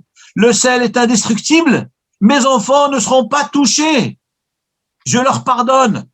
Je ne vais pas les toucher. Je ne vais pas écouter l'accusation que tu es en train de me dire. Voilà, je referme la parenthèse. Razak, excellent assaisonnement. Baruch Hashem. Baruch Hashem. Merci beaucoup. Baruch Hashem. S'il y a d'autres questions, avec plaisir. Yashel Koach, Mordechai. Toda Rabba. Un très bon Dvar Torah. Ok, Shabbat Shalom. Hazak Nicole. Merci beaucoup, ça m'a fait très plaisir. Avec plaisir. Le bonjour à tout le monde. Que la bracha et le bonheur. Hazak Amen, thank you. Shabbat Shalom, bye. Shabbat Shalom. Shabbat Shalom, Shabbat Shalom, Bevolach. Shabbat Shalom, Yafa, Shabbat Shalom. Shabbat C'est très Shalom. plaisir d'entendre, Mamash. Ça nous donne chaud au cœur, l'Ahdou d'Israël Israël. Merci Toujours beaucoup à toi aussi. dans la simcha, et surtout à travers la Torah. Ça, c'est la vraie joie. À travers Merci la beaucoup. Torah, c'est la vraie joie. Baruch Hashem. Et grâce Voilà, à on charge. Abadi et Baruch Abadi, que Hashem leur donne une longue vie. Ce Amen. Ziko et Rabim qu'ils font, j'ai pas de mots. Amen. J'ai pas de mots. Vraiment, c'est extraordinaire. Extraordinaire.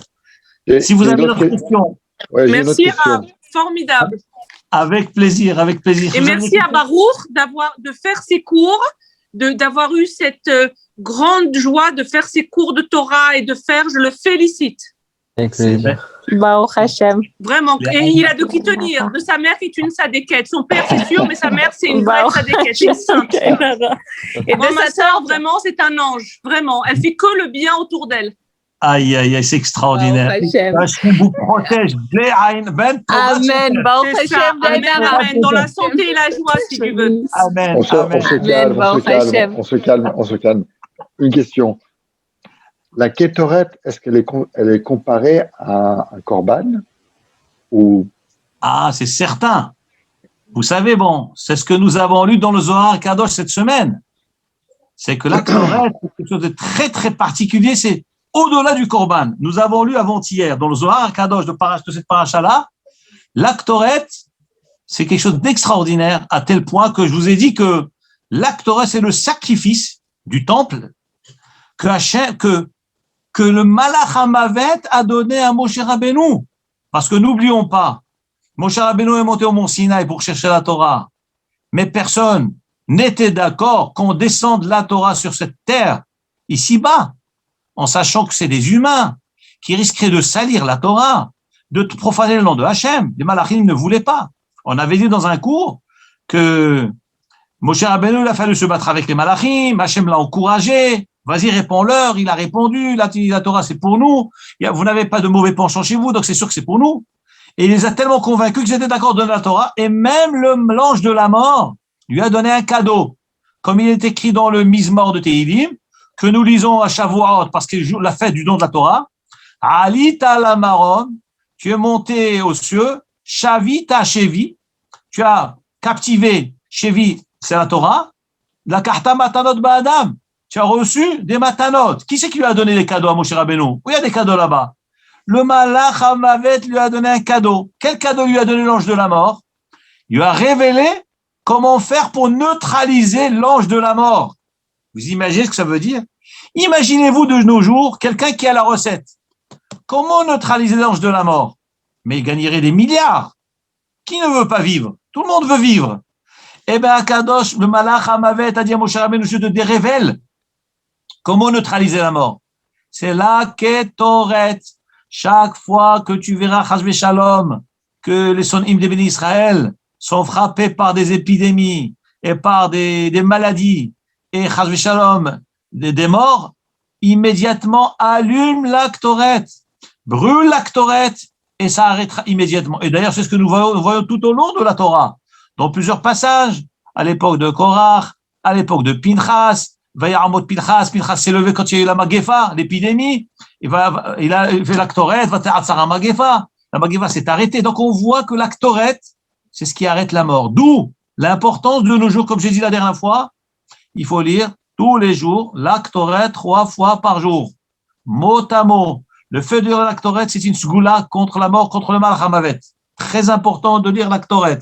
Tout le monde peut lire, même une femme peut la lire, la Ktoret. Le matin, vous prenez le siddur de prière. Au début, avant Baruch Shamar, vous avez la Ktoret. Si une femme a la Ktoret sur le parchemin, eh bien, qu'elle lise la Ktoret sur le parchemin. Moi, je suis sur le parchemin. Je vous le montre quand même pour ceux qui n'ont jamais vu. Ça existe. Là, vous avez la Ktoret sur parchemin.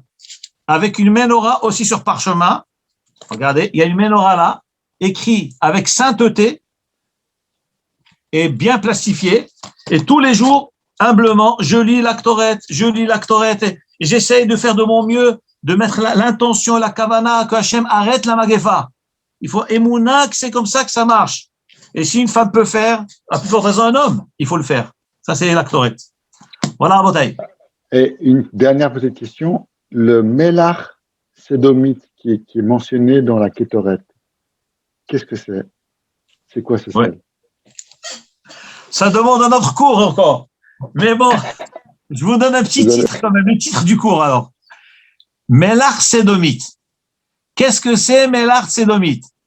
Donc là, j'attire votre attention, messieurs et mesdames. Ça concerne tout le monde. Et ça, c'est par le mérite de Baruch, parce qu'on a étudié ce sujet ensemble. Et vraiment, ça m'a aidé beaucoup, ça a développé dans mon esprit beaucoup de choses. Le Melach Sédomite, celle de Sodome et Gomorrhe.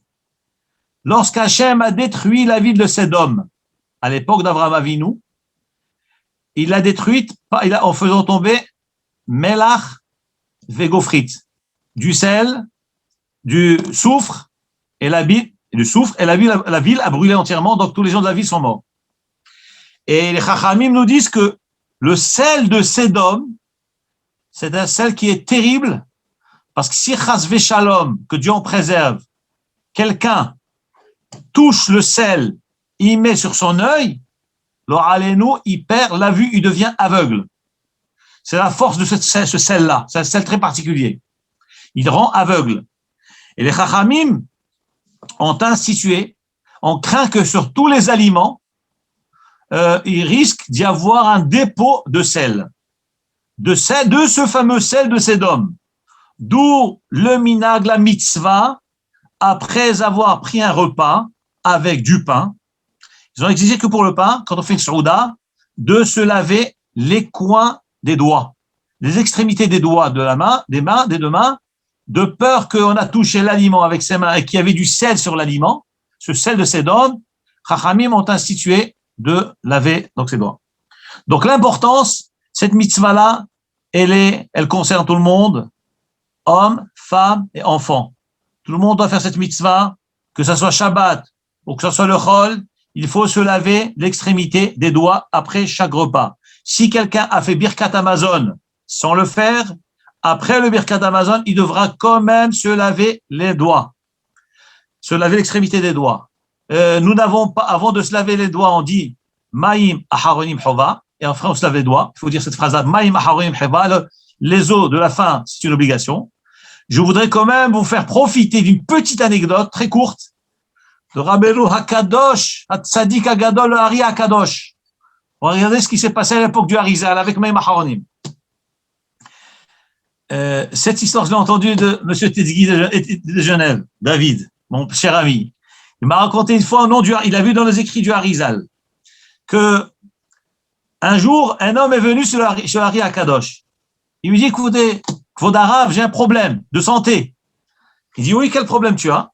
Il dit, voilà, j'ai très mal à l'épaule. Une tendinite. On va imaginer cette tendinite, très forte. Des douleurs terribles. D'où ça peut venir? Le hasard n'existe pas. D'où ça peut venir? Il lui dit, eh ben, tu sais quoi? Et vous savez très bien que le Harizal, il avait ce qu'on appelait Chochmat HaPartsouf. Bon, moi je ne l'ai pas cette Chochma-là. Je suis très petit. J'espère qu'un jour on va la voir pour Avodat Hashem. Chochmat HaPartsouf, on a des livres, des vieux livres au Maroc, où c'est marqué Chochmat HaPartsouf. La Chochma, la sagesse, comment lire sur le front.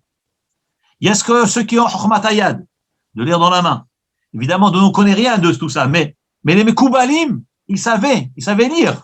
Ils savaient lire la main. Et le Harizal, il avait un koach, une force de lire sur le front des gens.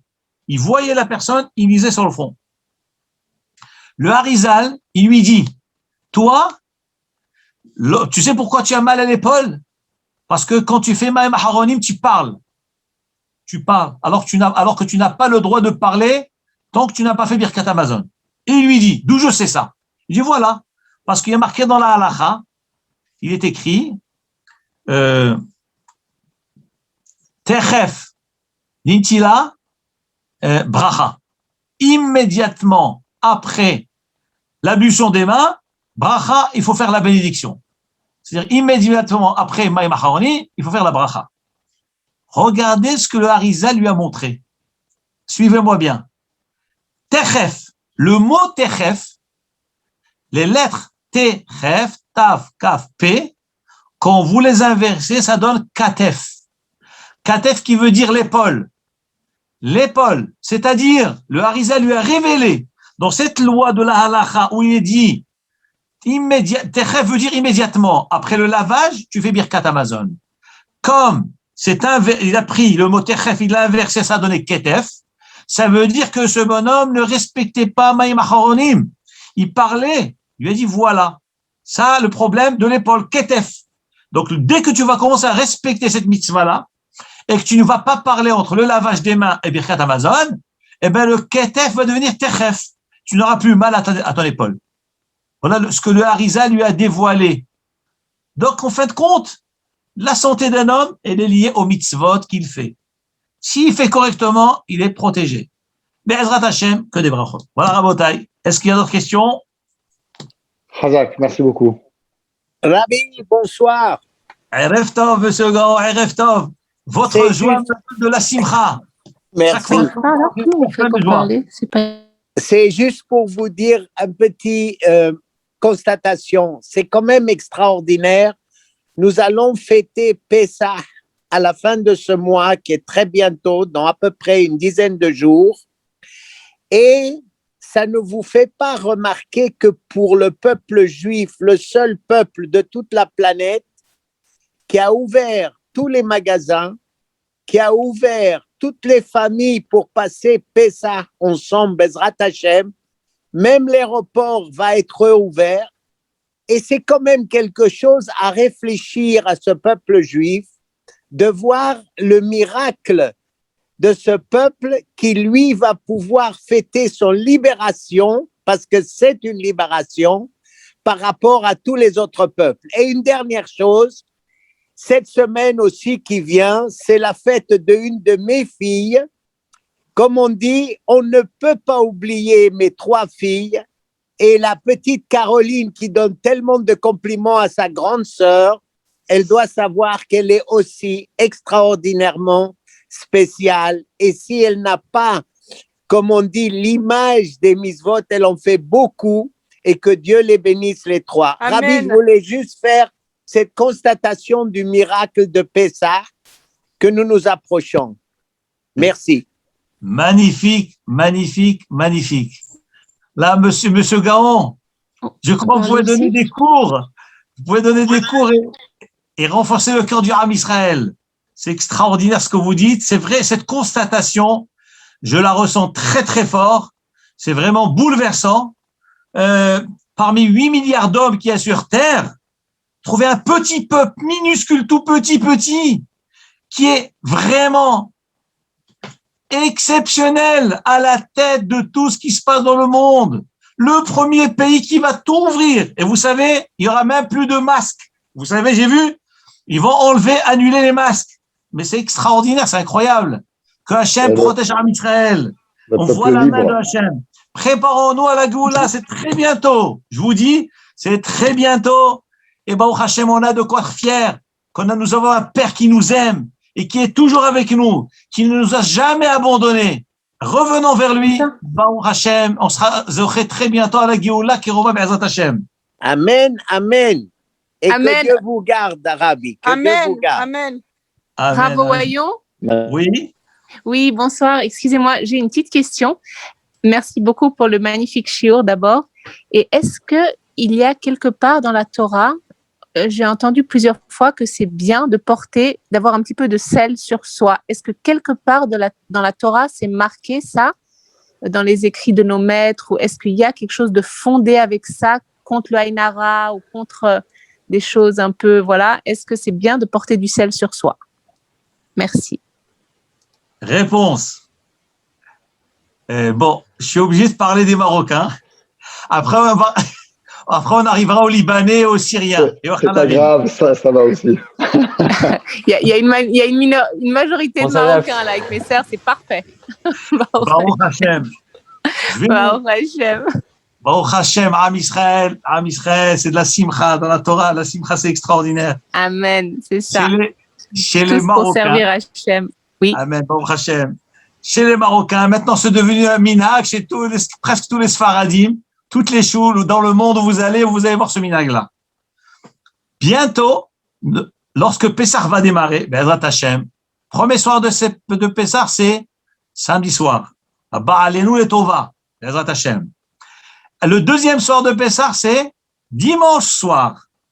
Le dimanche soir, nous allons commencer une mitzvah très particulière qui s'appelle Sfirat HaOmer, le conte du Homer.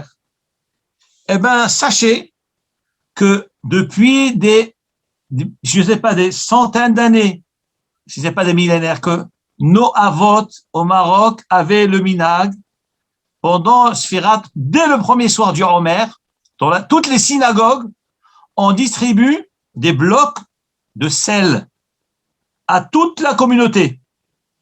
Partout, dans toutes les choules marocaines, vous rentrez là-bas, ils ont des sacs de sel, on donne à chacun. Et pendant toute la période du Homer, on avait une boule de sel dans la poche. Au lieu du tabac. Hein? Au lieu du tabac.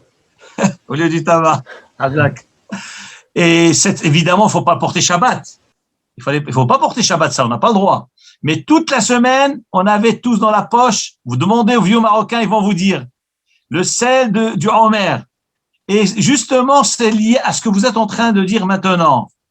Et c'est lié à ce que j'ai dit à monsieur Abadi il y a quelques instants, c'est que le sel, c'est cette bénédiction unique qui est la promesse de Hachem. Brit Melach, l'alliance du sel, que le sel ne se détériore pas, le sel ne s'abîme pas. Am Israël sera éternel. Donc le fait d'avoir ce sel de la même manière que sur une table, je vous ai rapporté le Talmud dans le traité de Brachot, page 40, côté B. Ce que Tosfot lui-même dit, que même face à la grande accusation du Satan, car Israël, pendant le laps de temps où ils attendent que le Baal Habayit vienne, parce qu'il est en train de faire Netila, il y a de l'accusation contre nous. Et ben, il dit, le fait de poser ce sel sur la table, ce sel-là, il annule cette accusation qu'il y a contre nous. Donc, on voit qu'il y a une force dedans. Maintenant, vous dire d'avoir du sel tous les jours dans la poche, ça, je ne peux pas vous dire ça. Je ne peux pas vous dire. Par contre, ce que j'ai vu de mes maîtres, du sel pendant le Homer, ça oui. Je peux aussi vous dire plus que ça, chose que des pratiques que nous ne savons pas le faire, c'est que je me rappelle dans ma jeunesse, lorsque certains étaient malades, Barminal que Dieu en préserve, eh ben, nos mamans, elles prenaient du sel et des encens et elles les brûlaient sur le feu. Et c'est marqué dans les Chachamim que évidemment, on peut pas dire que c'est de la Ktoret, mais le fait de brûler cela, ça pousse le Aïn Hara. C'est contre le Aïn Hara, contre les forces du mal. Ce n'est pas de la superstition. Ce n'est pas de la superstition. C'est pour ça que bon, de nos jours, comme on ne sait pas, donc on ne fait plus. On ne fait pas. Donc, vaut mieux rester lié, attaché au Limud Torah. Limud Torah. Il y a juste un petit sonne.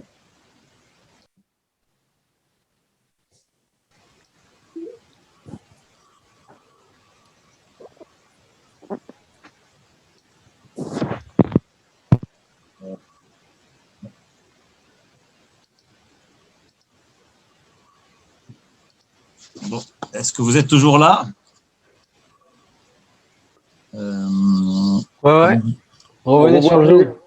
Alors, On comment vous voit plus. Il faut juste réactiver la caméra. la caméra? Ah voilà, très bien.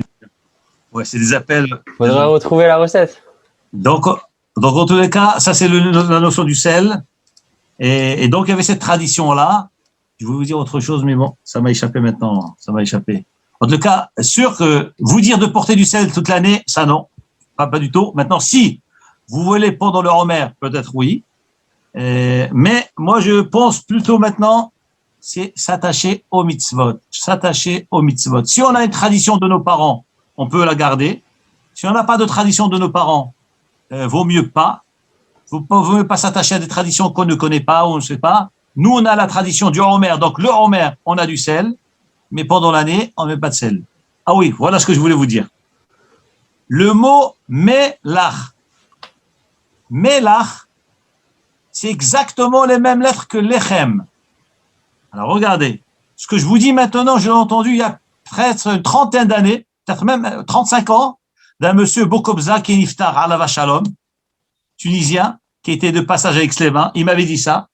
Le mot lechem, le nombre numérique, le compte numérique des lettres lechem, lamed c'est 30, mem c'est 40, ça fait 70, et chet c'est 8, ça fait 78.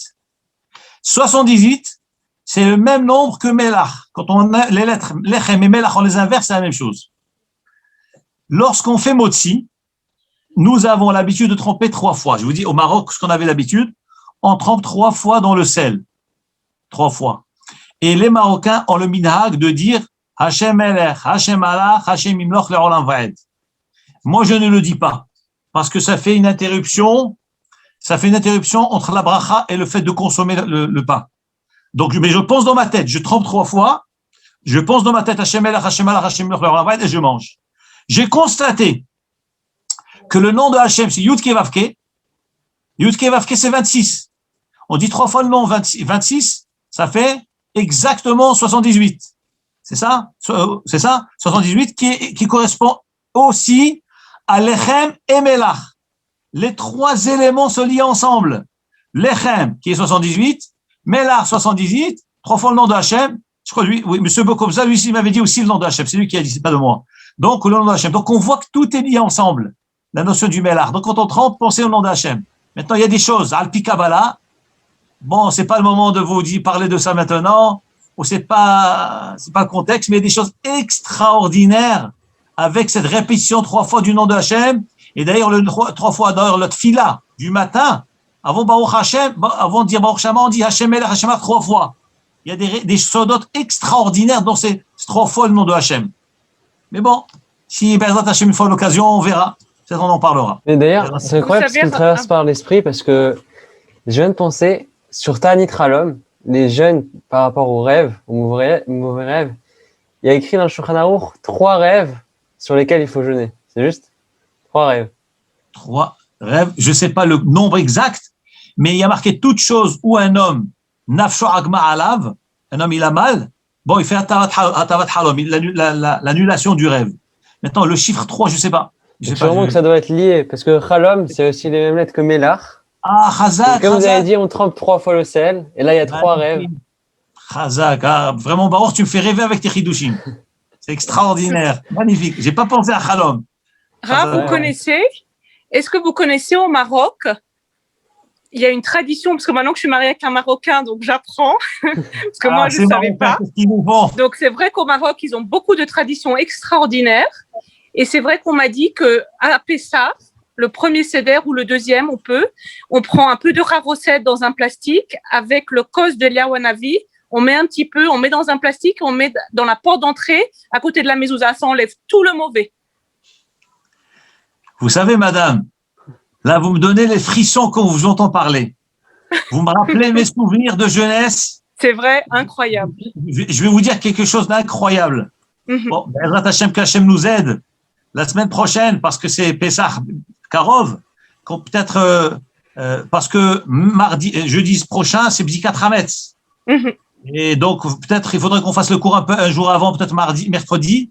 Et j'espère pouvoir parler de Pessah et de la Haggadah, des choses extraordinaires. Bezrat Hashem, comme ça, on se prépare pour le Seder. Là, je vous dis ce que vous êtes en train de dire. Voilà la mémoire de jeunesse. Au Mela, là où j'habite, c'est un ghetto juif. Donc, à l'époque de mes parents, Alema Shalom, le Mela contenait 30 000 juifs. Vous savez ce que ça veut dire 30 000 juifs? C'est une ville entière, au sein d'une ville qui s'appelle Marrakech. Actuellement, à Marrakech, il y a 2 millions d'habitants. Dans la ville de Marrakech, il y a le Mela. C'est une ville dans une ville. Il n'y avait que des juifs dans ce Mela-là. 30 000 juifs. Vous imaginez ce que c'est, 30 000.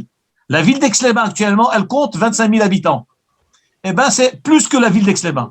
Et tous entassés, mais quel avodat Hashem extraordinaire. Et donc, il y avait plus de 300 synagogues. Lorsque je sortais de chez moi. Ça, c'est l'époque de mes parents. Moi, à mon époque, il n'y avait pas 30 000 juifs dans le Mela. Il y avait beaucoup moins. Mais je sortais de chez moi après Pessah. D'abord, la veille une ou 2 semaines avant Pessah, on sentait la peinture dans toutes les rues. Le minhag au Maroc, c'est de repeindre les maisons à Pessah. Toutes les maisons étaient repeintes. On ne trouvait plus de peintres arabes. Il n'y avait plus de peintres. Tous étaient utilisés pour toutes les. Donc tout était repeint neuf. Toutes les maisons et tout ça. Et ça sentait la peinture de partout. Motsaé Pessah, à l'entrée de toutes les maisons, il y avait 5 points collés, comme un carré et un point au milieu. C'était quoi? C'était la harosette. Il n'y avait pas 2 maisons. Il n'y avait pas 2 maisons où il n'y avait pas ce symbole-là. Et je vous dis, ça me donne des frissons parce qu'on a des milliers de maisons. Et toutes ces maisons représentaient ce symbole-là. Et ce qui est incroyable, c'est que la harosette, elle séchait.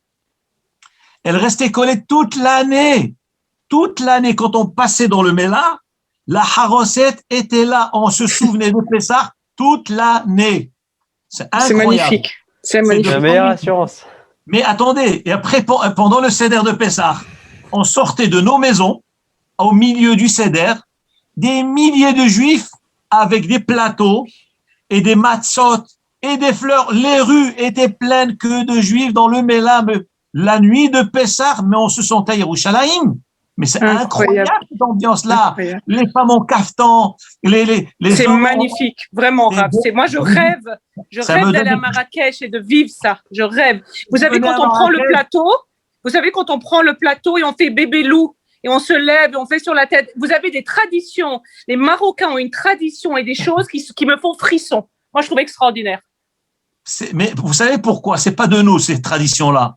C'est des traditions qui remontent de plus de 1000 ans. Plus de 2000 ans. De l'époque destruction du premier temple. Parce que les Juifs au Maroc sont arrivés avant le monde arabe. Il n'y avait pas de musulmans au Maroc. C'était des berbères. Ils étaient athées. Et c'est après que l'islam est arrivé. Donc, imaginez-vous, c'est des millénaires. Et il y a même de l'époque de Shlomo Ameler. Mais je peux vous raconter, il faut qu'on fasse un cours que sur Marrakech. C'est ça, exactement. Que sur les Marocains, sur Marrakech, les traditions. Hein. Moi, je rêve. Hein. Là, je vous dis. Hein. Et j'appelle mon beau-père qui vient assister. Hein. Ah là là, extraordinaire. Mais vous savez, mais madame. On a le droit de venir, on peut venir, nous? Bien sûr, Isaac, avec plaisir. Tu auras les frissons dans le dos, hein, la vérité. Hein. Mais madame Bitton. Oui. Vous êtes la femme de David, c'est ça? C'est ça. Eh bien, je vais vous faire des confidences. Ouf. Vous savez que votre beau-père, oui, c'était un ami intime de mon père. Oh, wow. Ils travaillaient ensemble. Et chaque fois que M. Bitton, Shmuel Bitton me voit, il dit « Ah, le fils d'Abraham, mon ami !» Mais je vous dis, des choses incroyables. Incroyable. C'est des choses de folie, de folie. Moi, j'ai connu les parents, la famille. C'est impressionnant. Extraordinaire.